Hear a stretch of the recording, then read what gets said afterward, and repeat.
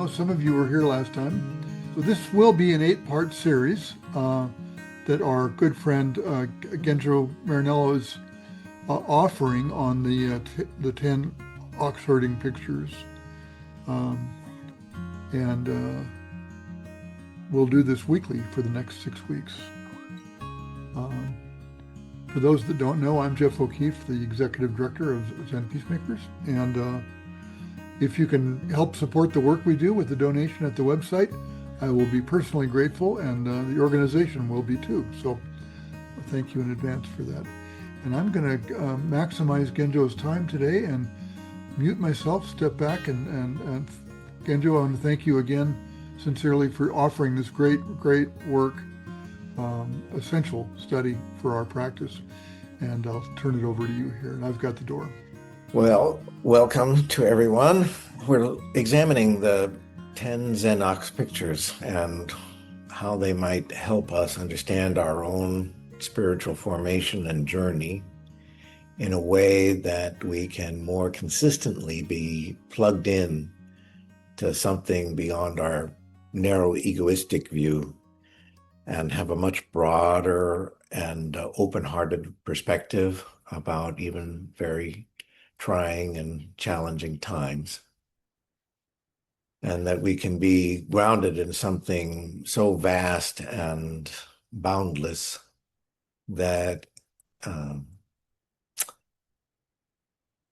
we have the strength to, as the Mumulkan says, the strength to take the sword right out of the hands of General Khan or Trump or whomever might be wielding a sword that is causing great harm or destruction or disruption. That means that we're able to, from our own rootedness, be able to face conflict and tyranny let's put it this way, with more likelihood of not being distracted or disturbed or fall off our center, and therefore be able to have a more peaceful and open heart, even in the midst of trials and tribulations and conflict, which is bound to be helpful to ourselves, but in any situation that we're in, if we can sustain or nurture our own rootedness and open-heartedness, we're better likely to see all angles of a situation and also be able to see a pathway, if there is one, that will bring more clarity and peace of mind to a situation, mainly by listening and by loving action. And we're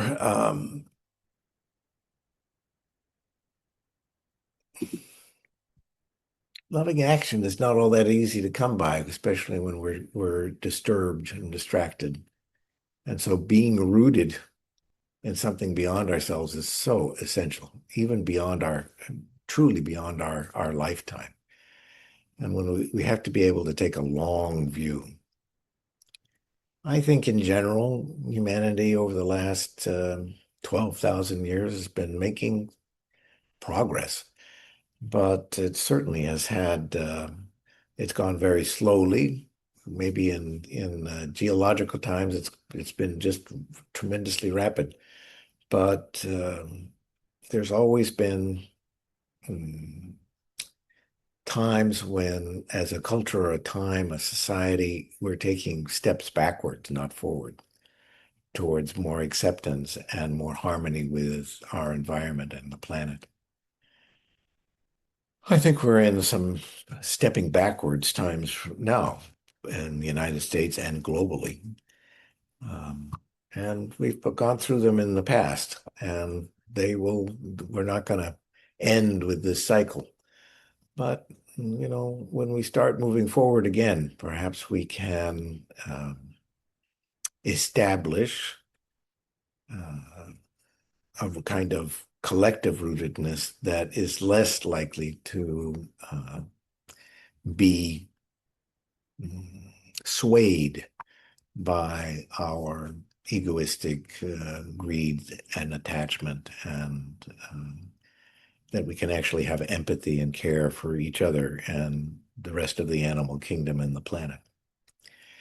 That's what we're working on, but we've got to be able to touch or be touched by our deep-rooted nature. And that's what this 10 Xenox Pictures is all about.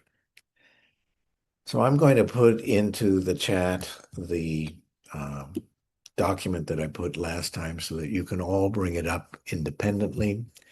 You may have it on your computer already, but I'll put it into the chat so that everybody's got it again. Let me bring that up and put the document in. We'll also share screen a bit. But here comes the document. Just a moment. Okay, I'm sending it off. If you don't already have it, you will have it now as it loads. It's taking a little longer. I'm 4th of July weekend. I'm at a spot on the Oregon coast, not up in Seattle right now, visiting my family and having a little bit of a vacation. And the document's still loading, and now it's loaded. And we did the first 2 pictures the first time around, and we're going to do the second 2 pictures this time around. And then we will take one program for the next 6 programs. We'll take each picture one by one because they really get into the depth of how what it looks like to be rooted in the different views that you can have, and how each one of them can nurture us, and how actually you can get stuck in each one of them in a kind of grasping way. And we got to be careful of that. It's got to be dynamic. But today we're working on the, I'm going to share a screen here. And give me just a moment. We're working on steps 3 and 4. And I'm going to come back here and share a screen. And then I'll read, you'll see the picture, and we'll be able to, I'll read the verse, and then we'll go on from there.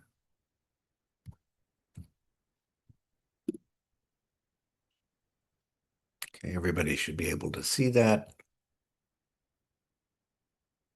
And let me just get rid of this. We can see it well. You can see it well? Good. Even better, perhaps. All right. This third picture is that moment in our adult spiritual journey when we have our first real glimpse of the ox. And the ox is a metaphor for our deep, strong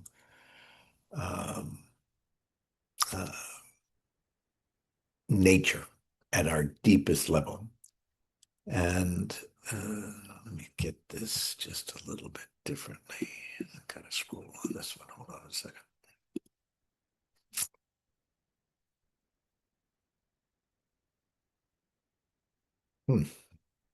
Give me a moment.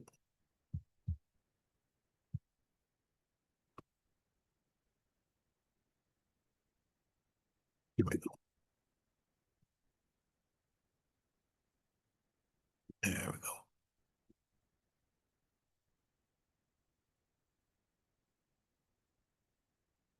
Gotta get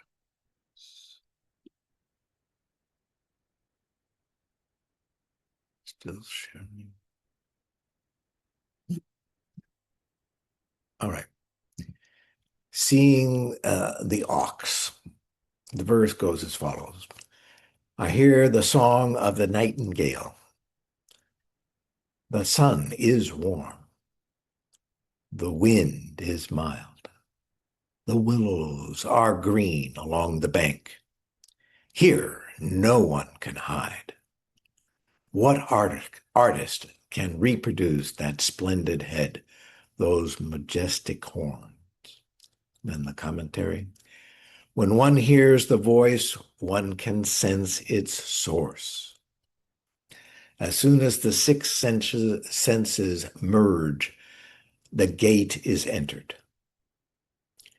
Wherever one enters, one sees the head of the ox. This unity is like salt in water, like color in dye stuff. The slightest thing is not apart from self.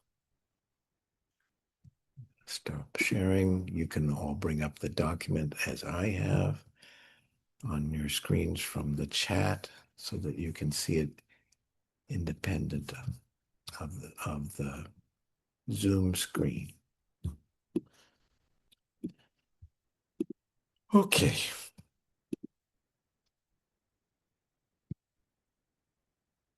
So this might happen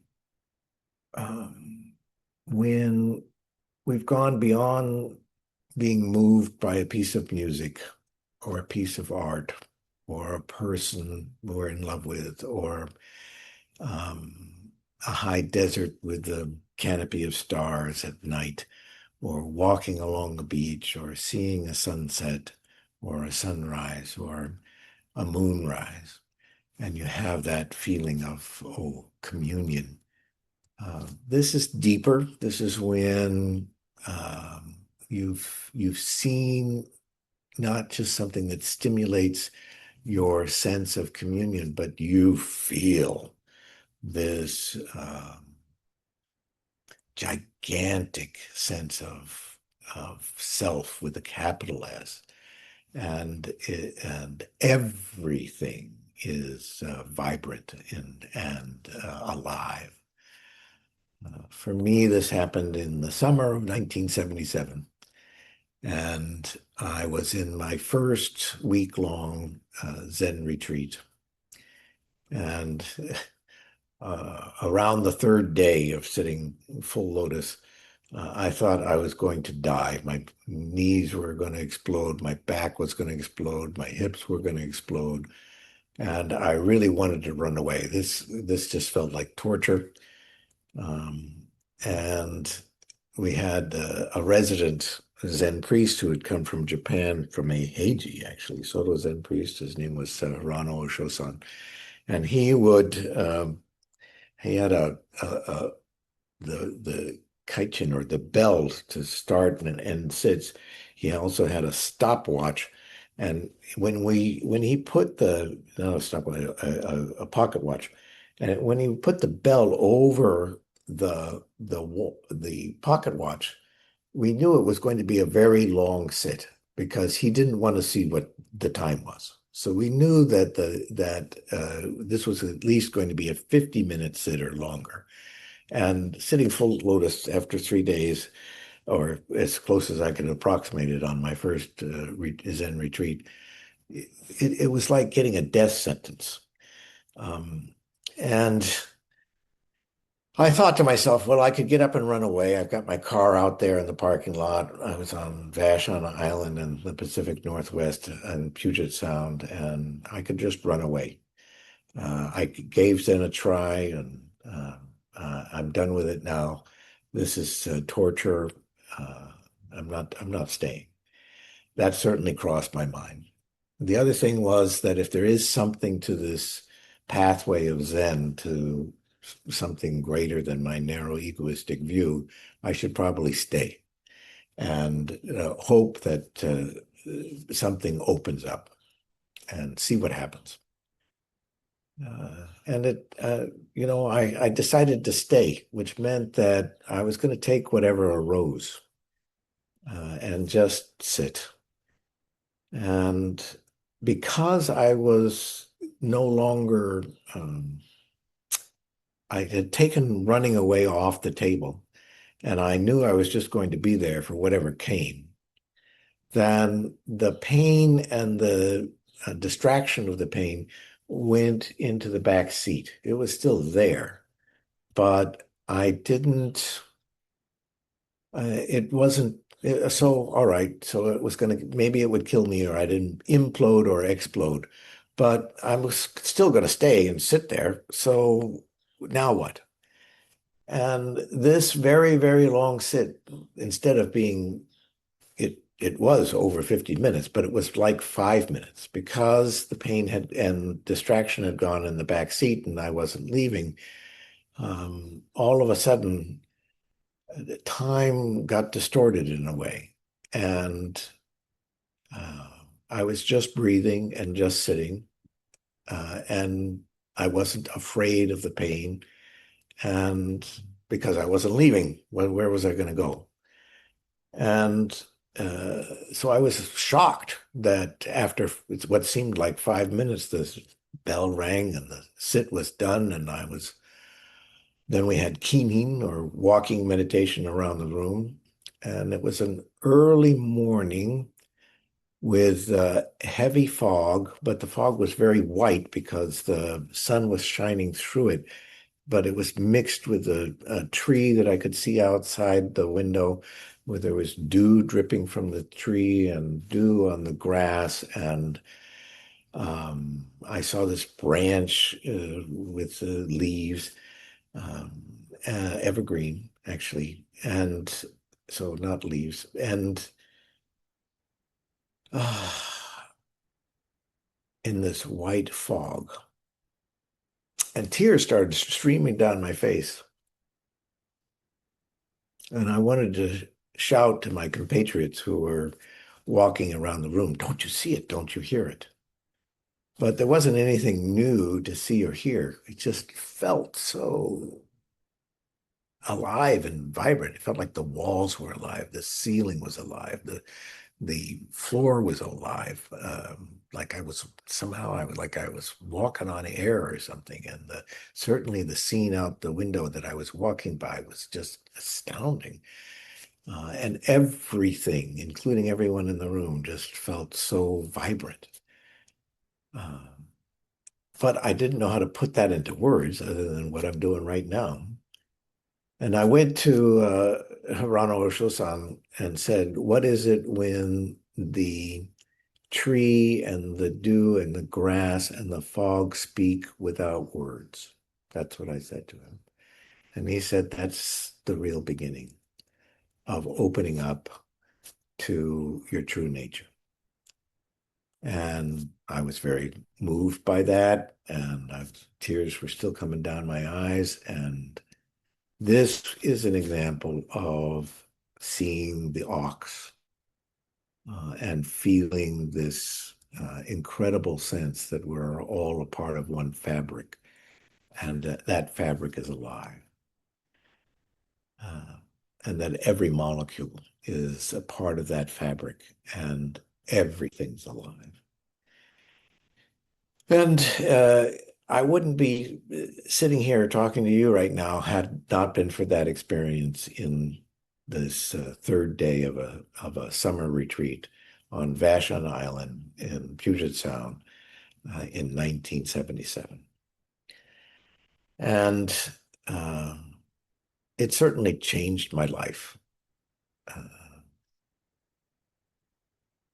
I was a Vista volunteer at that time. I was a community organizer in the Central District of Seattle. I was going to every Black church in the central area and helping organize local leadership around issues to get the absentee landlords to take care of their land, or the engineering department to paint some crosswalks by Garfield High School, or get some traffic circles in the streets that were dangerous, or get the health department to clean up rats and infested vacant land in the middle of the city or the middle of the Central District of Seattle.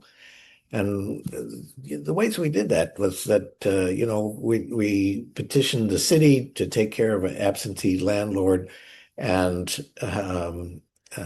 they put out some signs on there, and that this place was supposed to be condemned or cleaned up, and nothing really happened even with the city's involvement. So we as the neighborhood, the community, just picked up all the stuff that cleaned up a vacant house, and took all the junk from the property and loaded it up into some pickup trucks and brought it to the owner's house, which had a very nice house overlooking Lake Washington. And he had a barbecue in the back, and we had television cameras. And I'll tell you, after we dumped off all of his junk in his nice house overlooking the lake, the next day that house was demolished, and the yard was taken care of. And then when the health department didn't take care of the rats, we took care of the rats. We caught a bunch of them in the field and said, "You got to come out and help us." And we brought the rats along with television cameras and neighborhood people, and we put the rats, captured rats, on top of the chief of the health department. And by gosh, they came out the next day and took care of that. So that's the kind of work I was doing. I had just graduated from UCLA in 1976, and I was doing community organizing in the central area of Seattle. And I was all of a sudden what could allow me to work like, I was working like 60-hour weeks minimum, knocking door to door and getting local leadership together and talking about issues, and young men feeling kind of exhausted and out of place in the middle of a big city that wasn't my city, because I did grow up in a big city, but LA. And but I felt very out of place, and yet things were happening. I had great trainers. After I had this experience in the Zen retreat, though, it was like I had so much energy, and I seemed to be able to go on and on without getting distracted or as discouraged, or as I could just stay optimistic, even around what problems that seemed intractable. And so that was pretty dang exciting. And that was seeing the arcs. Let's look at the verse here. I hear the song of the nightingale. That was like me seeing the dew on the tree in the fog. The sun is warm, the wind is mild. Here the dew was dripping in the white fog. The willows are green along the bank. Oh gosh, I never saw the tree and grass be so green. And there was nowhere to hide. Tears coming down my eyes, and everyone and everything, including, as I said, the ceilings and the walls and the floor, were vivid and alive. There was nowhere to hide. And no artist could possibly reproduce that splendid picture that was happening in my heart and mind at that moment. No artist could get close to the sense of vibrant aliveness and unity that I was feeling in that moment. When one hears this kind of voice, one can sense the source, like, oh my goodness, we're all a part of one source. I don't know what that source is. I don't know where that source comes from. I don't know anything about that source other than it all comes from one source.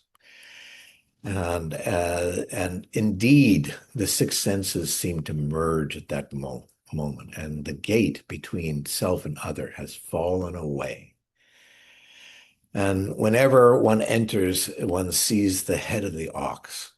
It's like, okay, as Geronimo Shosan said, this is the start of having truly met your own true nature, which is the same true nature of the universe. It was unity. this sense, just like it was salt in water, a total blending on the artificial walls between self and other, tree and dew and fog and people walking around a room, and walls and ceilings had fallen away, like color and dye stuff. The slightest thing is not apart from self. Absolutely. Had that sense that we're all a part of one multidimensional, vibrant fabric. And you can't help but have this caring, open heart towards everyone and everything when you're in that kind of position and you've seen the ox. By the ox, again, I'm talking about your and my true nature. So that is number 3. And I'm going to pause here so that people might share some of their own stories about seeing their true nature, or they might have questions about things I've said so far and the importance of seeing one's true nature and that first deep glimpse. Now, I say first deep glimpse as an adult because I think we all knew this feeling in utero at the very least, unless, we were a crack baby or something. We all had this feeling of complete unity and no separation between so-called self and other. In fact, we had no concept of self and other. So, and as children, I think we outgrow this sense of unity somewhere around 4 or 5, probably. We have such a discrete sense of self that it begins to and other, that it begins to interfere with our communion with our deep true nature. But it's not when you have this feeling and you see the ox, in other words, you're seeing your own deep nature. It's like, oh, right, I remember this. It's not like it's something so terribly new. It's like, oh, yes, I remember. I remember that this is the truth and this is the underlying reality. It's like coming home. So that's what I want to say about this number 3. And I'll see if there are people who have questions and or comments or wish to share anything about their first glimpses into their true or deep nature. Just raise a hand and we'll call on you.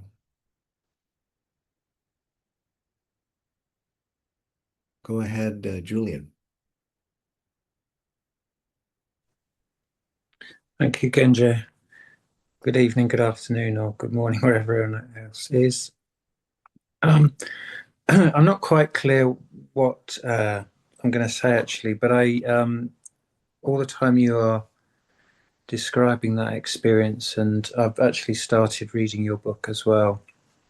I keep coming back to a sense of not knowing about things, and in terms of that sense of no separation or my experiences being unfiltered, if you like. And I would say for me, I work as a hospice chaplain over here. And as you're describing your experience there on session, and then how you were, your way of being after that in the wonderful work that you were doing, that I feel I've had after the fact, but I feel I've had glimpses of that myself when I've been at the bedside with someone, or sometimes speaking to a family member, and it's like my sitting on the zafu or the cushion is kind of what led me to be in that place, but it's in that interaction with others in a kind of really critical moment where I feel I've glimpsed the ox, so to speak. So I don't know if that makes sense, but I'd be Very interested to hear your thoughts on that, if you have any. Thank you. Mhm. Okay, so I have noted that people will ask me to resend the Xenox PDF again, and I'll do that, and then I'll get to your question, Julie. So let me just get that out of the way. Hold on a moment. All right, that's loading and it's on its way once more so that people who came in late will be able to see the reference. And Julian, yes, exactly. It doesn't have to be with, it can be in any condition where something clicks and you drop into, um, you don't know what the source is or where it comes from, but you feel this unity of source. And the artificial barriers between yourself and the person who's dying or the family members drop away, and you feel like you're part of one family and one fabric. And so, yes, absolutely, that is a glimpse. And other people's comments or sharing questions. Go ahead, Mark. Good afternoon, everyone. I have two examples. Um, I've been practicing Zen for about 15 years, I want to say, and during, I don't even know how long ago this was, maybe 7 or 8 years ago, I was at a session, and a lot of times I struggle during a session, like you, Genjo. A lot of pain, a lot of distraction. But this particular sit was during the evening in a winter retreat, and I remember a friend of mine sitting near me started to cry during our sit, and it was the type of cry where it was like I'm even getting emotional, kind of thinking about it. It was like a deep guttural cry. I knew his wife died a few years ago, and I knew he was struggling with that sadness, and I just started to cry too, and I'm not even sure why. And the feeling that came to me was um, a sense of it's always going to be okay. And if I died right there on the cushion, I was okay with it. It was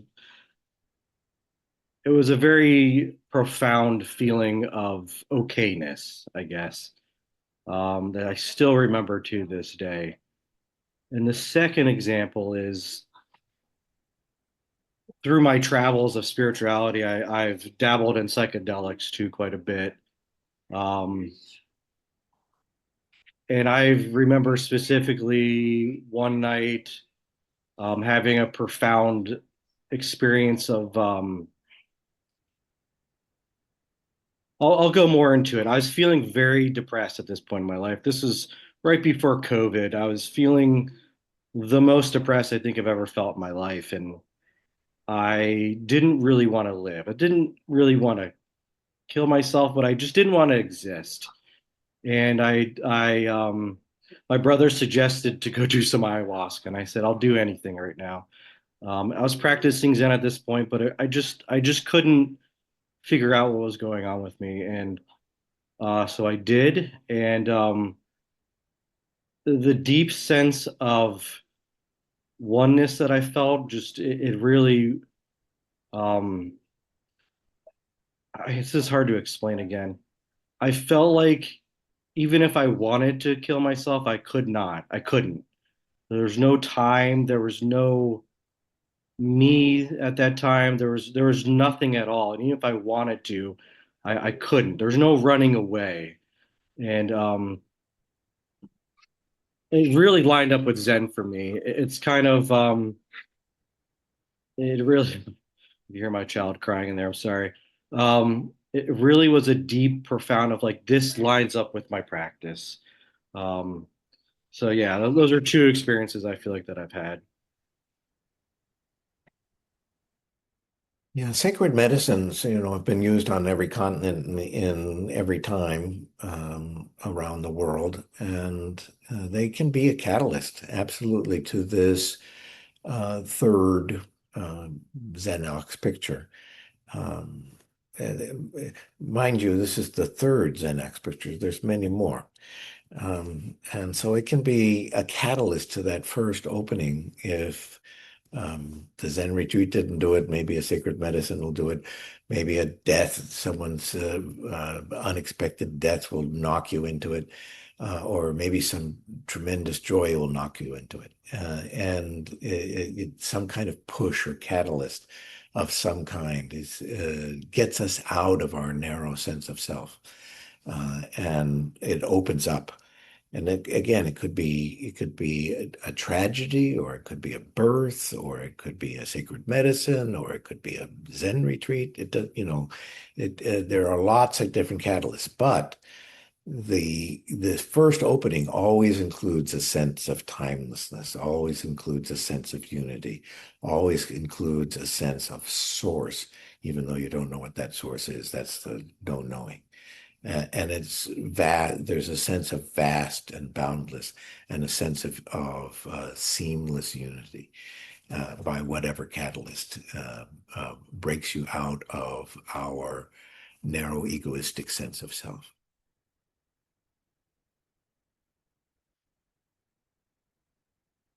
Go ahead, Lydia. Um, I'll relate my story and then I have a question. I hadn't been meditating very long. And I was at a Genjo, and the I don't know why during meditating I opened my eyes, but I felt like this thing go through my body, and my body sort of, it felt like it exploded. And when I opened my eyes, everything and everyone in the Zendo who were meditating were there, but it was as if everything was made out of this bits of light, and each body was not separate from me. And it was so beautiful, and I took away from it that it was so amazing that I had been just so wrong that we were separate things, or that we were even things, right? It was just this currency that was so powerful. And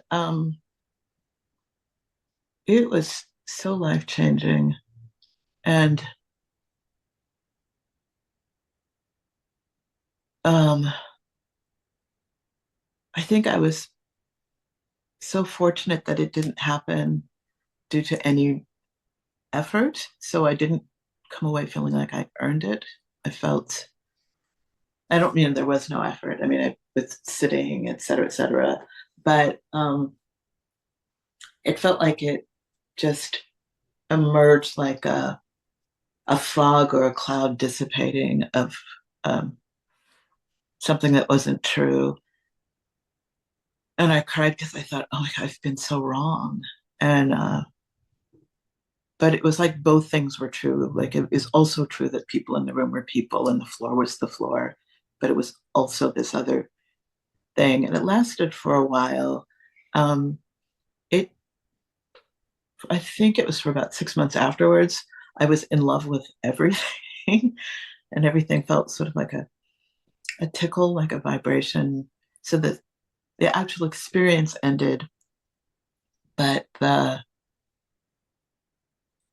power of that sensation didn't. And the question I have is, it felt like wordless love, if I had any words for it.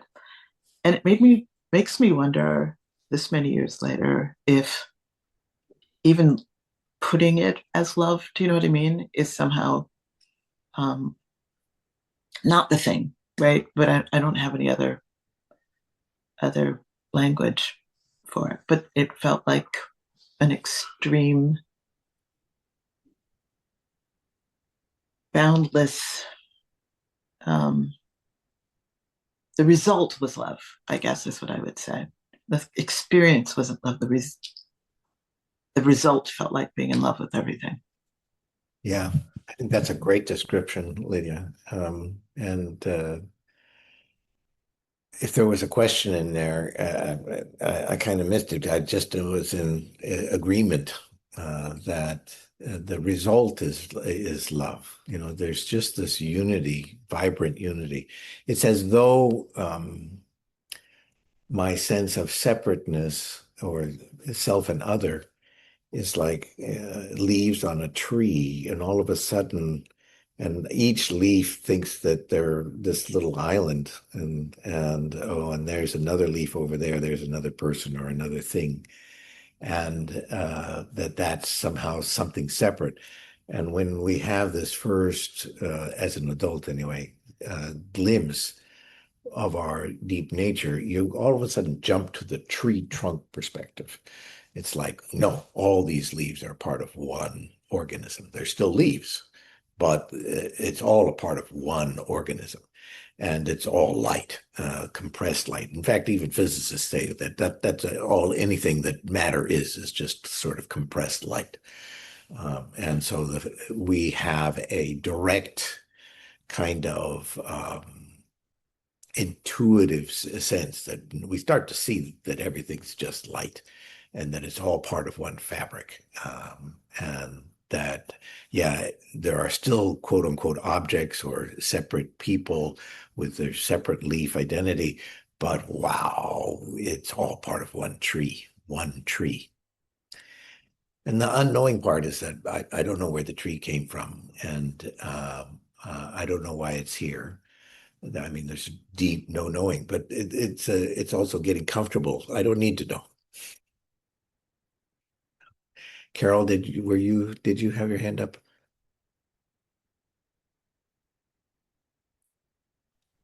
Yes, thank you. It's reminding me of my first session where, after suffering intense pain and deep grief that I had gotten so old that I couldn't sit in correct posture for any period of time, and all of that, and deciding, actually, at one point, I leapt up and ran from the room. Tears streaming down my face. It was just awful. And then somehow or another, I got through that and I went back. And I think a couple of days later, I was sitting in the Genjo, and suddenly everything and everyone just started glowing, and they were so beautiful, and tears coming down my face. And I just loved them all. I didn't experience that as a result, though. I experienced that as what's happening here. It's just un, un, yeah, just that's how it is that there's this. That's what's real, right? That's what's real. Yeah. But then, since then, and that was maybe 15 years ago or 20 years ago, I forget. Time is passing. 20 years ago, I guess.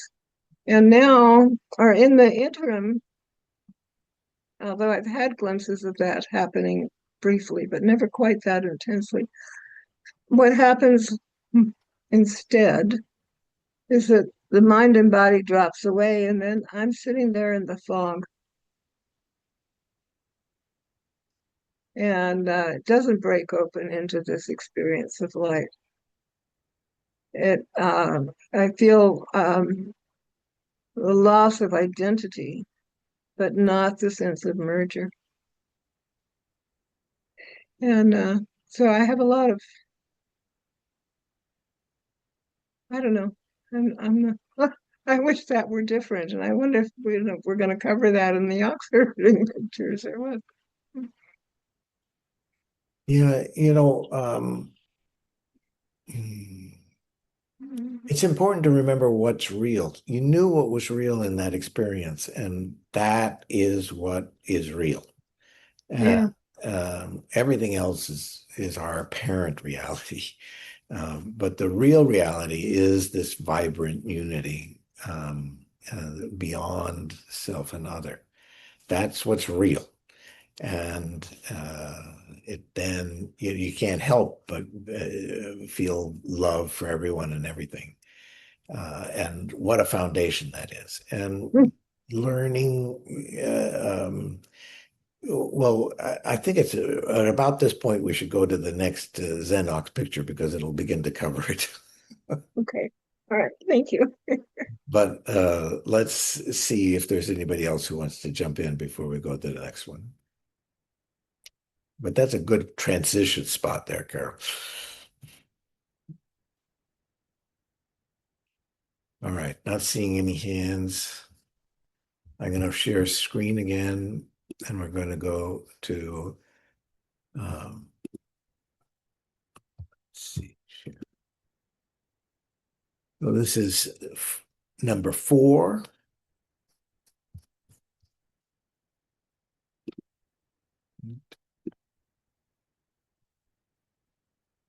And this is catching the ox. So once we've had this experience, this breakthrough into reality, the reality of the sort of tree perspective rather than leaf perspective, we want to seize it. We want to hold it, or we want to capture it, or we want to get it back. And it's a terrific struggle because your ego can't get it back. It's the wrong instrument. So I'm going to read the verse. I seize him with a terrific struggle. His great will and power are ungovernable. He charges into the high plateau far above the cloud mists, or in the impenetrable ravine he stands. So I try to grasp this experience and hold on to it, or keep it with me, or grab it back, and it just goes away. It goes to the high plateau, or it gets lost in the cloud mists, or in the impenetrable ravine. It's far away again. Dang. Comment, he dwelt in the forest for a long time, but I caught him today. Infatuation for scenery interferes with his direction. Longing for sweeter grass, he wanders away. His mind is still stubborn and unbridled. If I wish him to submit, I must raise my whip. So we're trying to grasp or control our true nature, our deep nature. And it doesn't work, but we try. It's impossible not to try. It's impossible not to want to grasp at it. It's impossible not to want to try and hold on to it. Or if it sneaks away, to race after it or chase after it, or want to make it happen. And you didn't make it happen in the first place, and you're certainly not going to make it happen. You, the small you, is not going to make it happen. But absolutely nobody I've met, including myself, didn't try to keep it or grab it or get it back. And so this, and it just seems to go away. It's like after I've had this experience of reality, I remember, oh, that's what's real, but I can't get it back, or I can't hold on to it, or I can't rein it in, or I can't keep it. Well, the whole thing is there. I can't keep it. I can't hold on to it. I can't corral it. I can't control it. Right, you can't. Even though it's your deep nature, you, the small leaf self, cannot control the tree. It has to be the other way around. It becomes like the dog, the tail wagging the dog. And it feels like it's far away again.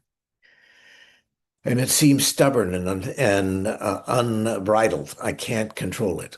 If I wish him, this deep nature, to submit, I must raise my whip. And initially we start trying to raise our whip to true nature. It's like true nature, our deep nature. You will obey me, my small ego self. Never works. But there's a hint here. We do have to have some sort of discipline, whether it's walking in a park every day, or it's sitting on a cushion every day, or it's riding a bike every day, or it's climbing a mountain every day, or it's getting in a kayak every day, or it's doing some activity that we can surrender to and that gets us close to nature with a capital N in some way. So these activities will help us jump back to the tree perspective. But my small ego self, narrow-minded ego self, separate sense of self cannot control it, but you can't help but try. And you will fail miserably, because it's not in the purview of our small self to control our big self. It's just not going to happen. And this is the place where in number 4, it's trying to tell you it's not reignable. You cannot control it. You cannot corral it. You cannot bridle it. You cannot just forget about it. But this is almost everybody's struggle who's had a penetrating experiences, that we try to call it back or control it or bridle it or keep it. And it's not graspable and it's not controllable. And that's my take on this particular verse. After my experience that I told you about in 1977, I kept thinking that it was going to jump out at me again. And the waiting was okay, but it just seemed to get further and further distance over time. So that over the course of my first year after this experience, I kept trying to corral or bridle or bring it back under my command. And that never worked, never ever worked. Finally, I was telling who became the resident abbot here in Seattle, Genki Takabashi, our first Zen priest from Japan to be resident in Seattle. And I said, I had this experience. And he says, well, where is that experience now? That was his question to me. That became the koan. And I can't find it. I can't bridle it. I can't reproduce it. I can't make it happen. And of course, his solution was go sit. Come back when you've surrendered to something beyond yourself, rather than trying to control something beyond yourself. And I'll open it up to questions or comments at this point for number 2, or number 4, the second one we're doing today. Go ahead, Mark, and then we'll do Mary.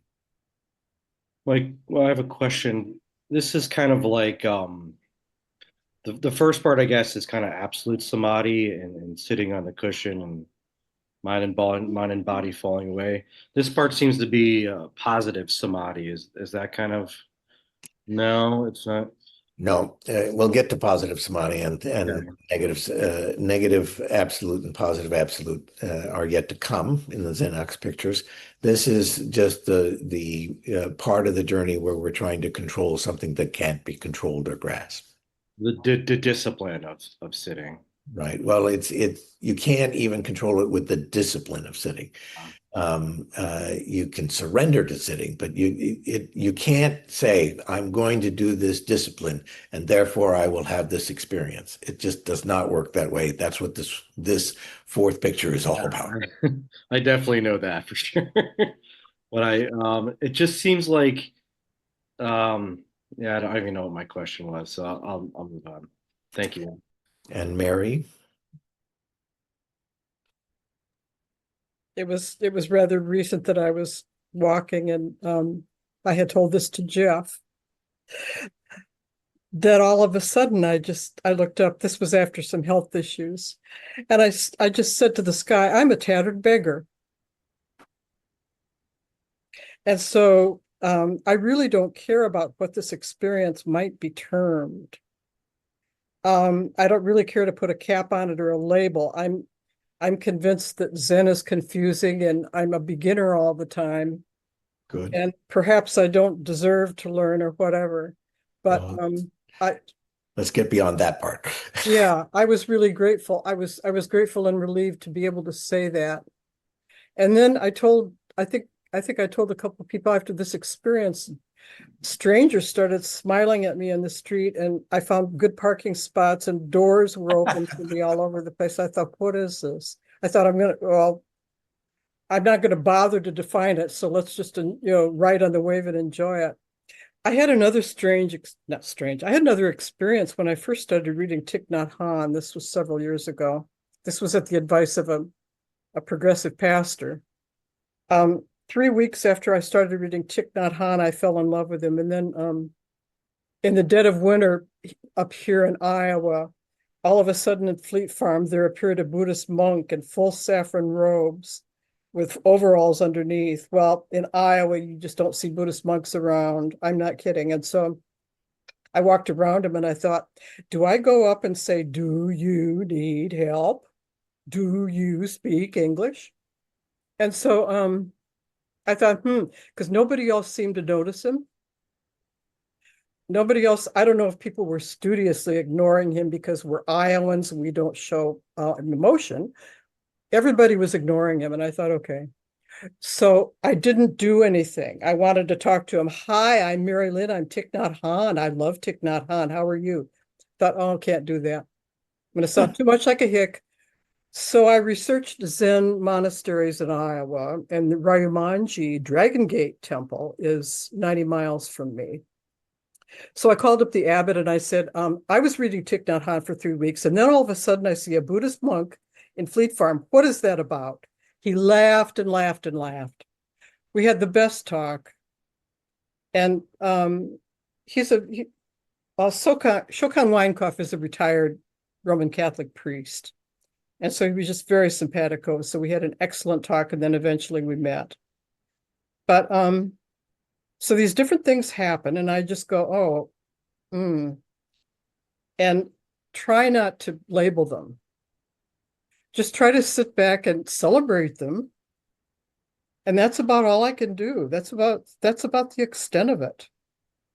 I can't, you can be bored between these epiphanies, I guess, and then try to replicate them, or convert to a radical religion and then try to get it all over again. I think people do that a lot. There's some people in Iowa who seem to do that. They traipse from religion to religion. Well, I just thought, well, I can just sit with myself here and, maybe, just be myself. Is that kind of a solution or kind of an answer? Mm-hmm. No, Well, I don't know. A number of things that you said, Mary, really resonated for me. This idea that you can't name it. That's another way. Naming it is part of trying to possess it or have a bridle on it. So I can't name it. I just have to be humble. I have to let it come. I can't control it. I can't go get it. I can't bridle it. I can't even name it. I'm just going to be a beginner. I'm going back to being a beginner. And yes, I'll do some waiting for it, but I can't make it happen and I can't keep it. And there are long periods where I'm not feeling reality that acutely. And yet I know it's there. The nice thing is that I know it's there. That reality is there. And it's screaming at me from every corner, even if I'm not feeling it in the moment. And it's okay. It's like, that's fine. I'm a human being. I'm not. I don't have the capacity to live in that vibrant light all the time. I just have to submit to being a beginner and wait for what's already there and already out to be to reappear in my mind's eye or in my heart.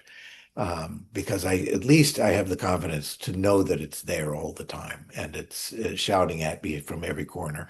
But I do have a discipline that I do. I do go to Walmart And I do make it a discipline to smile at everybody. I mean, everybody. That's great. Even if they don't smile back, that's a small discipline. We all know Walmart. Let's not fool ourselves. We all know Walmart. And I have to steel myself. I have to steel myself as I look into the eyes of these human beings.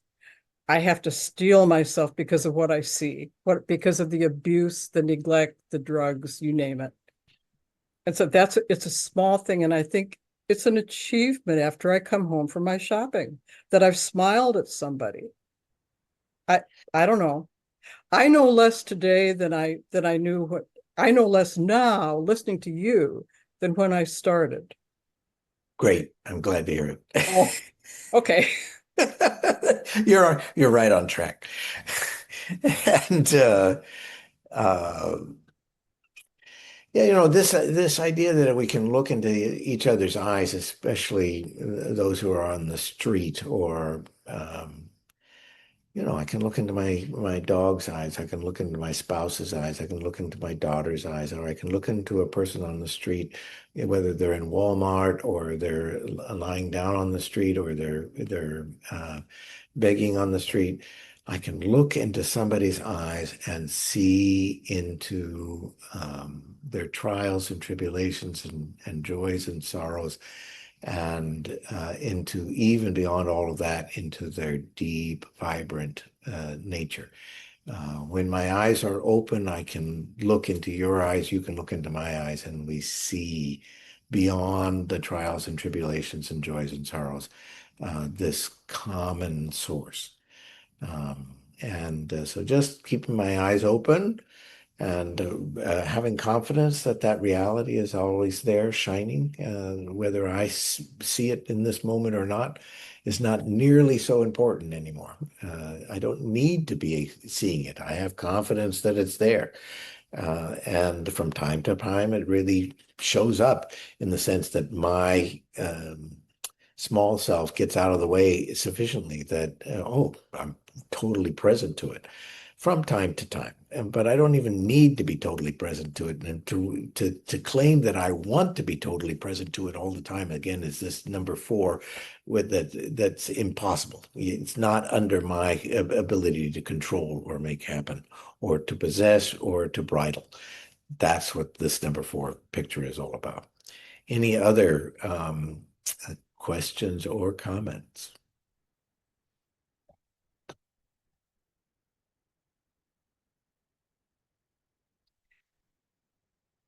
What can we do? Be simple, keep your eyes open, have some sort of regular practice. That's what we can do.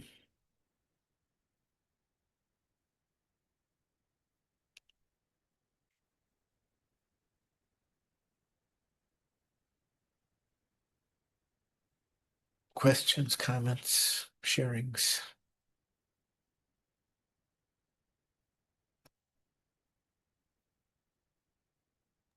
Genjo, I don't want to take us off topic here or complicate this, but immediately on reading the beginning of reading number 3, I'm reminded of the koan, enter Zen from there.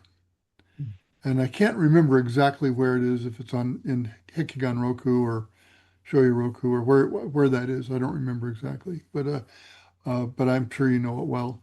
And it just seems to apply as far as, where that head of the ox is all the time. Yeah, it's always out. We don't always see it, but it's always out, and it never actually runs away. But our chasing it seems to push it away. So it can't be chased, and it can't be bridled, and it can't be controlled. But it's always out, and it's always present, and it hasn't gone anywhere.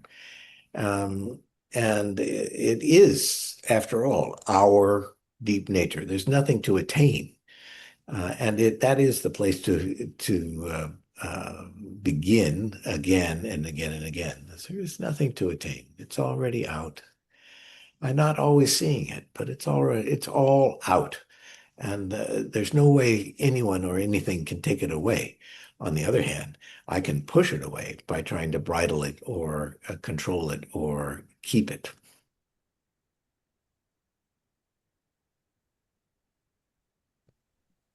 Hello, can you hear me? I can. Hi, sorry, I can't raise my hand. I'm on a phone and I'm actually driving, which is not very Okay. but I'm safe. I promise. I was moved by some of the sharings, and I wanted to share an experience I had after a retreat.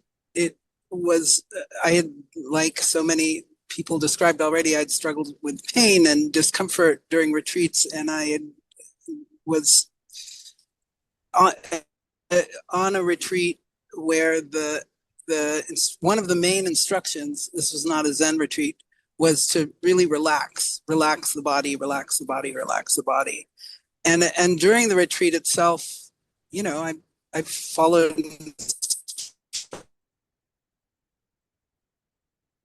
instructions, and there were good. When I got home, two things happened. I live in San Francisco, and as I was walking around town, I would see people, and I had to physically restrain myself from hugging them, just people on the street. So sort of similar to that love thing that someone described earlier. And then the other thing that happened was there was a lot of figure ground switching happening, where I would walk down the street, and instead of it feeling like a street with trees, it felt like a forest with some pavement in it. And so I sort of wanted to share those experiences in relation to picture number 3. Lovely, and definitely fits. There's a little bit of pavement in the forest. Yeah. So I love that image. Yeah. And back to number 4, someone asked in the chat, what about the whip in the comment? Is that daily practice? Exactly. That is daily practice, but not daily practice to get or to keep or to bridle or to control or to manage. It's daily practice, let go, let be. Daily practice, I'm working in the garden. Daily practice, I'm riding my bike. Daily practice, I'm washing the dishes. Daily practice, I'm sitting on a cushion. It's just let go, let be. The Dharma and my true nature are already out. I just want to make some space for them.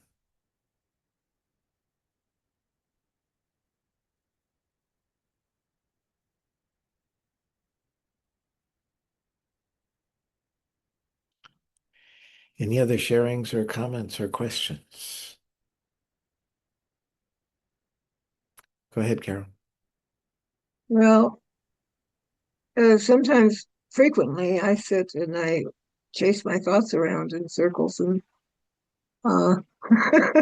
spend a lot of time. And I that resonates to me as I'm chasing the ox in a way, and when I'm doing that. And I did have one experience with that, where I chased that ox and chased my thoughts around and around and around for a long time, maybe several days. And I was ready to give up, and I just was exhausted. And I had this experience of just sort of, okay, that's it too. That's it too. That person, that activity of chasing thoughts is no different from any other activity, really. It's just, okay.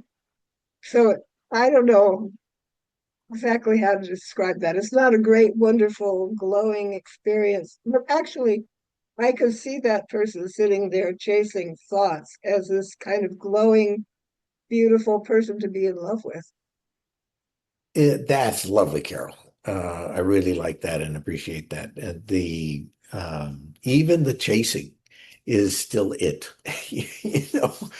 Even when we're in number 4, and I visited it often enough myself. Yes, this too is part of the human condition, part of the world condition, part of the universal condition, is that The chasing is and wanting to control and wanting to bridle and striving to see it or hold it is also its own light. It is its own light. And indeed, once we mature in the realm of what we could say is spiritual maturity, then indeed we even see and accept that our chasing is also a kind of light. And that yearning and that chasing and wanting to control and wanting to have it and wanting to keep it is its own kind of light. And it's an unavoidable part of this human endeavor that we chase things and or feel chased by things. And when we let go and step back and stop being chased or chasing, oh, then even the chased and chasing are a part of the light. Mm. Yeah. Mm. Go ahead, Mary. I can't help grinning because I'm so happy to be here. Good. I had a friend who was a big TV producer, and Sophia Loren and everybody, he was big people. So he got fired, lost his job, and lost his wife, and wanted to commit suicide. So and before the act, he had an image of a Native American come to him naked to the waist with blue black shoulder length hair, and he was prevented from that because he loved Native Americans. So he left his TV job and went to work for a black powder company doing Civil War rendezvous. Well, this person, while I was widowed, and I'm the widow of a suicide, and I was widowed 23 years. When I was widowed and living alone, he and I were talking about the situation. Well, after he told me about his suicide attempt, this was not long after. I didn't chase the ox for this one. I did not chase any ox for this one. I was going out to my car, and here comes a Native American, naked to the waist with blue black shoulder length hair. He was magnificent. I can't even tell you what he had on his feet. He had white jeans on. I stopped. I almost lost my bowels. He was magnificent looking. He walked right past me. And so I related to my friend that I'd seen this magnificent Native American, and he said, "Oh, I was praying for you."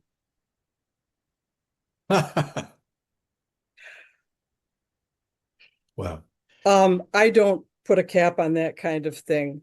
I didn't ask for that kind of thing. I didn't wish for that kind of thing. You understand what I'm saying? I do. It's synchronicity. And Carl Jung was very famous about talking about when our eyes are open, we find more synchronicity or events that just seem to fit together like pieces of a puzzle, a jigsaw puzzle, and that they're happening all the time. It frightens me to define something like this. I dare not. I dare not define it. Yeah. It was too big. It was too big, and it wasn't that I suffered from it afterwards, but I had to step back for several weeks and not think. Absolutely not think. I don't enjoy these kinds of experiences. I don't enjoy them. Well, look out, because they're bound to come more often, not less often. It's beyond enjoyment or not enjoyment. It just allow it to be interesting. Isn't that interesting? Just keep it at that level. And there's a Japanese word, omoshiroi. It essentially, you could say, use that word anywhere. Somebody gives you a plate of food and you like it or you don't like it. And they ask you, how is it? And you say, omoshiroi, interesting. And it's like we learn how to accept these synchronistic events as interesting. Don't make too much of them. And don't be surprised that they come more often, not less often. I like the leafness of the leaf on the tree very much. Good. And It's really obscure. You get to be obscure. You get to see something like that. You understand how much you are a little leaf, I guess. on the one level, and how much you are the whole universe on another level. So both at the same time. Thank you. And of course, if we look at anyone deeply enough, truly, we look at any body shape or any person deeply enough, and we will see the magnificence.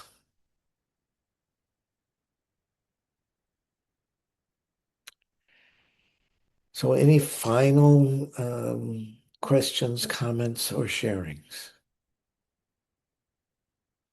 And we'll go on to the fifth Xenox picture and take each picture one at a time going forward.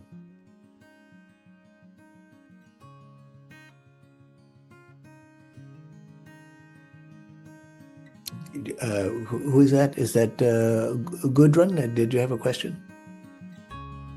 No, okay.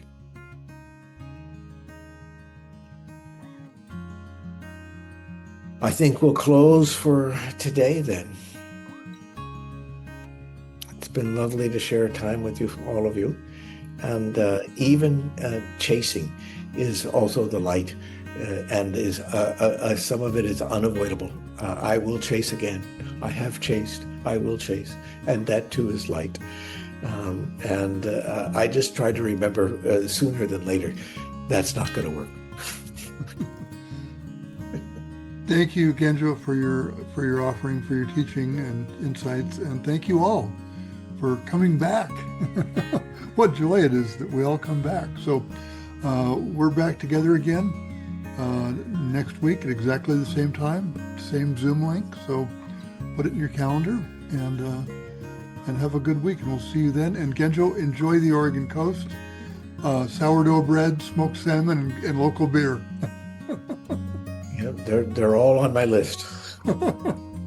Okay, everyone. Thank you so much.